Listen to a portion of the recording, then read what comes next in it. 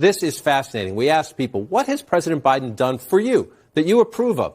56% of Americans, nearly 6 in 10 Americans, that means a decent amount of Democrats said nothing. They disapprove of everything that has happened. Now, yes, the president would say, we passed the rescue plan. We passed the bipartisan infrastructure plan. It is not sinking in out in America. 56% of Americans say nothing. They disapprove of everything that has happened so far. All right, guys. So one thing that I feel like many of us should have learned by now about this pandemic and what it's actually about, it's not just about public health. I think at the beginning, it was definitely about public health. I think that there was some legitimate intentions on, hey, how do we keep people safe? What is the right thing to do? How do we figure this thing out? But I think as time has went on, the pandemic has become more so about politics and money. Okay, that's what it's become about. Okay, along with public health, they throw public health in there, but to me, it seems like politics and money seems to be driving a large part of the public policy when it comes to this pandemic now. Okay, and the Democrat Party and the progressives as well too, they're in bed with big pharma. Okay, especially when it comes to this vaccine and the fact that essentially the government has enacted what I like to call corporate socialism to prop up big pharma. Kind of the same way they've enacted corporate socialism to prop up the market in general during this pandemic. And with the current inflation numbers, it looks like that party for the market might be over sooner rather than later. We're going to talk about that a little bit later in this video, but especially when it comes to big pharma.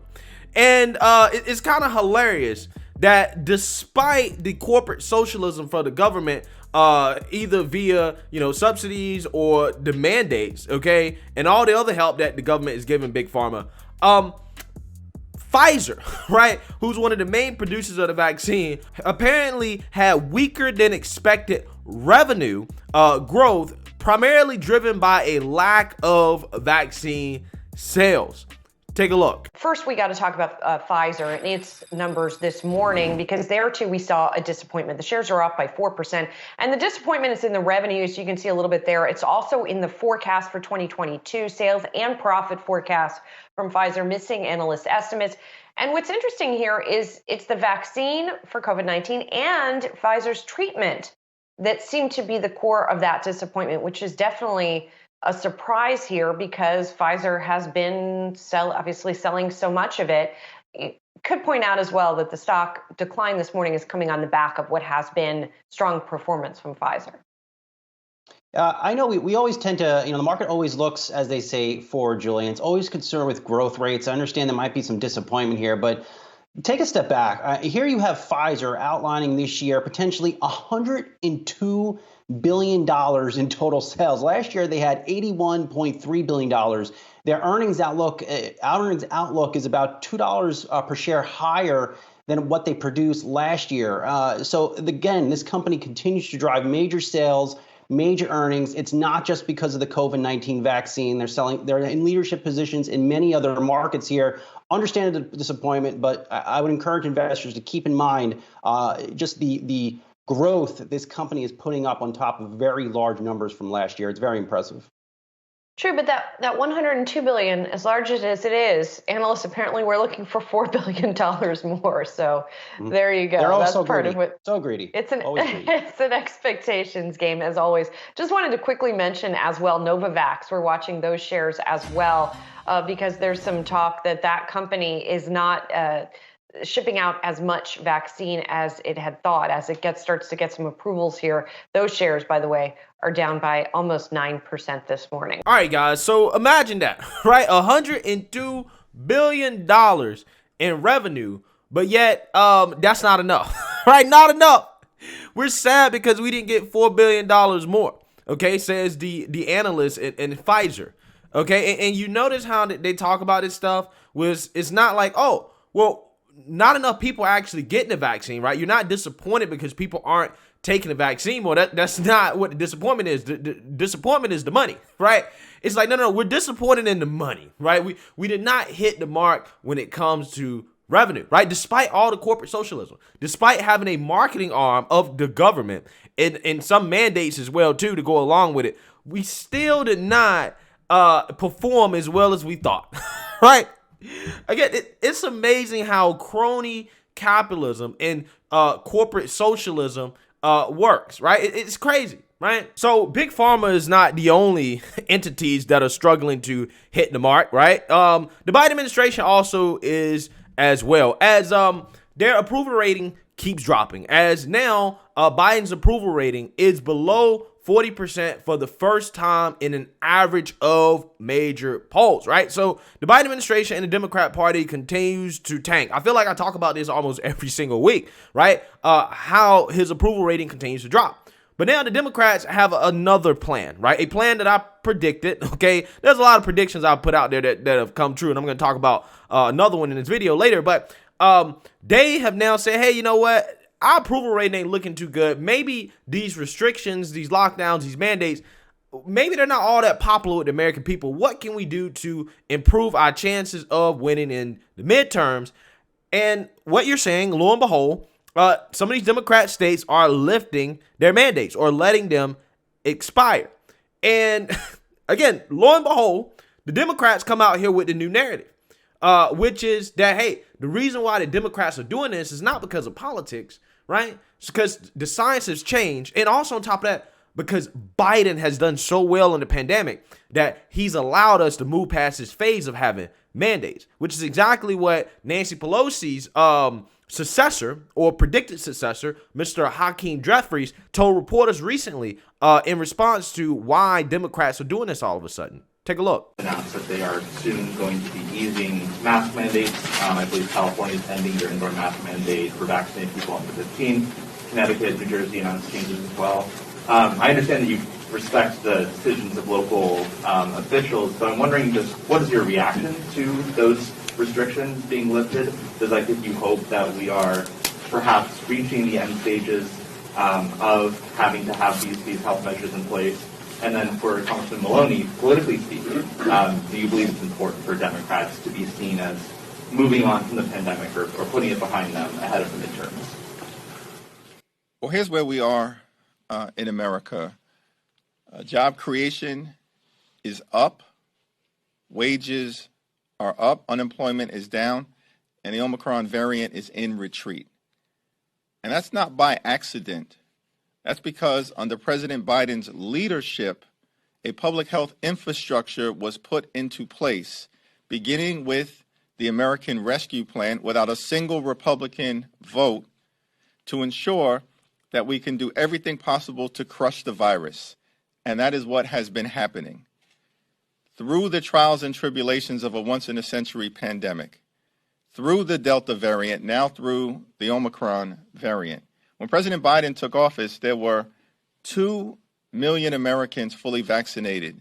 1 year later, more than 200 million Americans fully vaccinated. That doesn't happen by accident.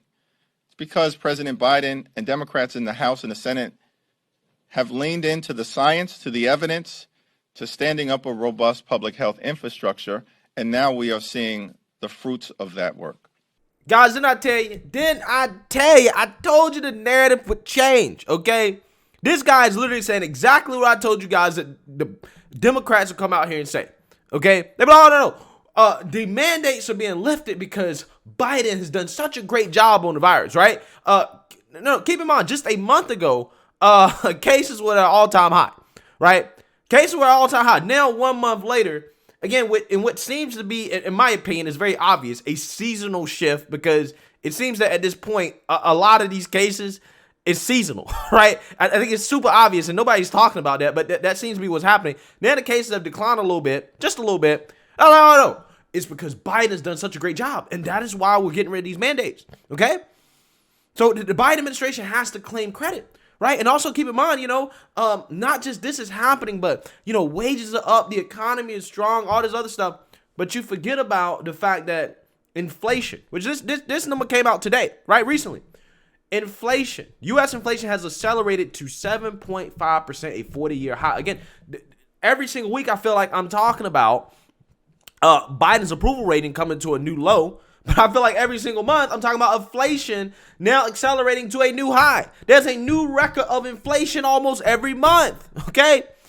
So I want you guys to watch this video clip from CNBC. Rick Santelli, he's going to talk about the most recent inflation report. Take a look. Go. CPI headline number up 0.6%, up 0.6%. That equals our last look. The high water mark on that was up 0.9 several times. October of last year being the most recent. If you strip out food and energy, it was up 0.6 as well. Both these are hotter than expected. And on the core side, up 0.9, the high water mark from April. So these were supposed to moderate. They did not moderate. Now for the biggies, 7.5 on year-over-year headline, 6% on year-over-year core. Let's go to the whiteboard. So 7.5%, and that is, of course, on headline. You have to go to 1982 to find a higher number. And, of course, when we look at 5.5 on core, well, 5.5